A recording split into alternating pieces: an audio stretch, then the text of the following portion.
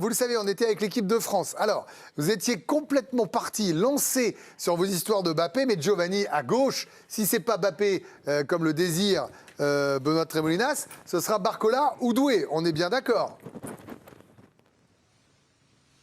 Exactement, c'est en fait une réflexion que le staff de l'équipe de France mène depuis environ 6 mois pour des raisons de profil. Ils ont acté que les 3 membres indispensables de l'attaque de l'équipe de France étaient Michael Olise, Ousmane Dembélé et Kylian Mbappé. Dans leur profil, c'est 2 joueurs qui préfèrent recevoir le ballon dans les pieds avec beaucoup de liberté et qui sont naturellement attirés par l'axe. C'est un peu les qualités également de Désiré Doué, qui est un dribbleur formidable mais qui prend beaucoup moins la profondeur. C'est pour ça qu'il y a une vraie hésitation par rapport à Bradley Barcola, qui est un joueur qui apporte beaucoup de largeur, beaucoup de profondeur. La dynamique du moment fait que Désiré Doué, pour l'instant, a un temps d'avance, même s'il n'a pas marqué tous les points nécessaires durant la préparation. Mais par rapport au profil dans l'esprit des Bleus, Bradley Barcola est vraiment, vraiment apprécié.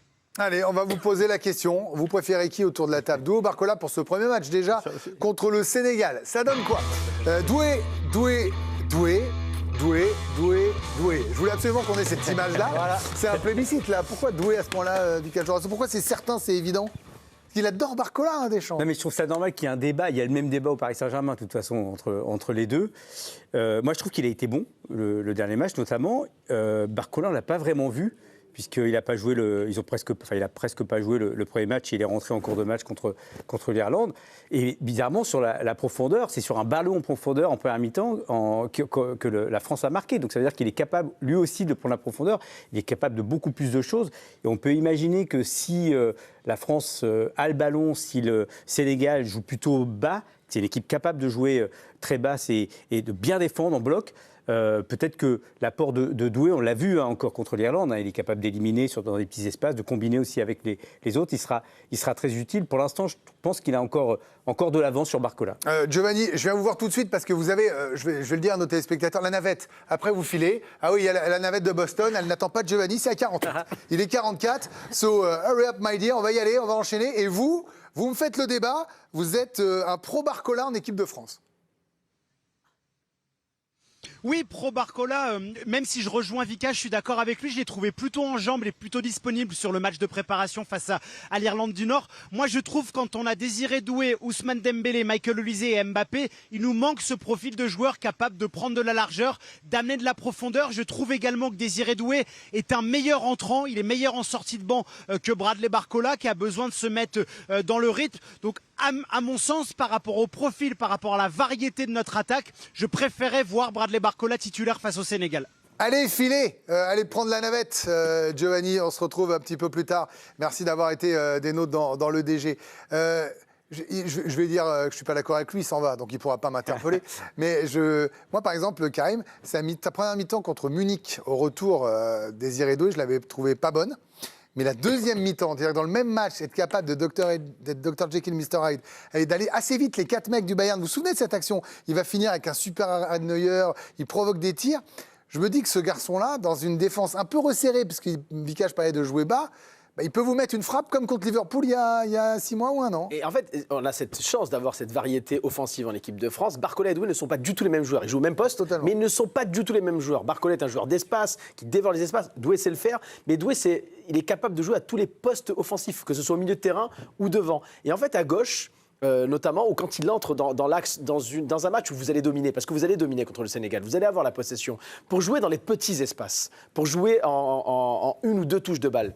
Doué est meilleur que Barcola dans cette configuration-là. Et effectivement, là où je vous rejoins, sur les deuxièmes ballons, les ballons dégagés aux abords de la surface de réparation, il a une telle qualité de frappe que ce serait dommage de se priver dès le coup d'envoi d'un joueur capable de vous faire la différence tout de suite en Coupe du Monde. Donc honnêtement, je ne vois pas le sélectionneur mettre cette composition d'équipe en place, avec cette animation offensive en place sur le dernier match de préparation, pour complètement changer contre le Sénégal et mettre un autre joueur qui d'ailleurs, qui plus est le remplaçant de Doué au Paris Saint-Germain sur les dernières semaines. Mais finalement, sur ce poste d'ailier gauche, il y a toujours eu un doute. Sur cette saison, ça a beaucoup tourné au-delà de Doué, Barcola. On a regardé les 7 derniers matchs. On sait qui aurait eu le poste. Hein. Les 7 derniers matchs, c'est celui qui avait enchaîné Azerbaïdjan, Brésil, Hugo Ekitike. Mais Marcus Thuram l'a occupé, ce poste d'ailier gauche. C'était face à la Côte d'Ivoire en début de préparation. Mais regarde, il y a même Christopher Nkunku contre l'Islande qui avait joué sur ce poste d'ailier gauche. C'est qu'il y a toujours eu à ce poste-là une véritable interrogation pour Didier Deschamps. Et il semble encore douter le sélectionneur à quelques jours de jouer Doué ou Barcola face au Sénégal. Ce poste, il était pour Ekitike, en vérité. C'est-à-dire qu'il s'était imposé à ce poste-là au mois de mars. Mais il n'y avait pas sa encore blessure. Il n'aurait pas été blessé, il serait dans la balance. Il n'y avait pas encore de certitude en début de saison. Les 2 derniers mois de Doué en club peuvent aussi faire pencher la balance. Non, je vous garde pour la fin parce que je vais vous poser la question qui vient sur l'attaquant.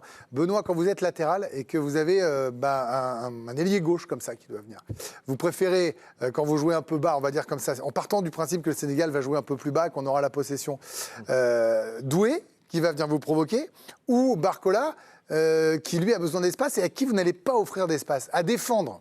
C'est-à-dire que si je suis à la place de Digne ou de Théo Hernandez, non, alors, des deux côtés, du côté sénégalais, du côté français. Du côté équipe de France. Alors, déjà par rapport au match de mardi, pour faire vite, je ne suis pas persuadé que le Sénégal, même s'il y a une force de frappe offensive, je ne pense pas qu'ils vont attaquer à tout va. Ça va être un bloc bas, je pense.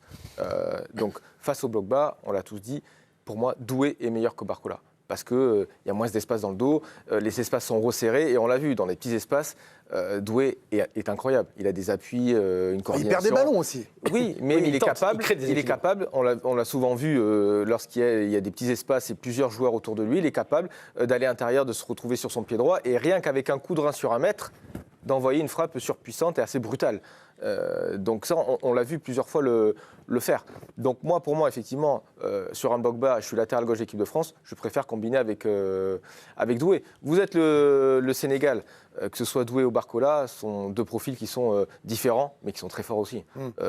Moi, je suis persuadé, et on va revenir sur Barcola, rappelez-vous, avant sa blessure à la cheville, il était très très bon. Il avait rectifié un peu ce truc où on disait qu'il n'était pas assez tueur devant le but. Et les semaines précédant sa blessure, il marquait des buts.